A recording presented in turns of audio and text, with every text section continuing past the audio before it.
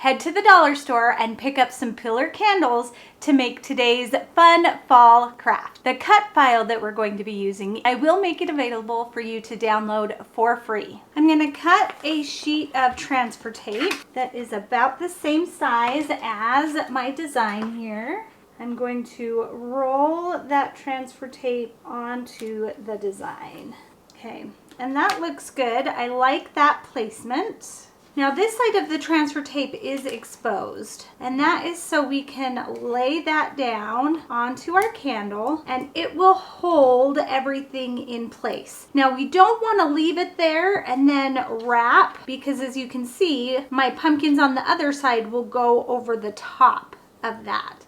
Peel back, and I want to make sure that everything is sticking to my transfer tape. And just keep going. And look at our cute pumpkin candle. This turned out so cute.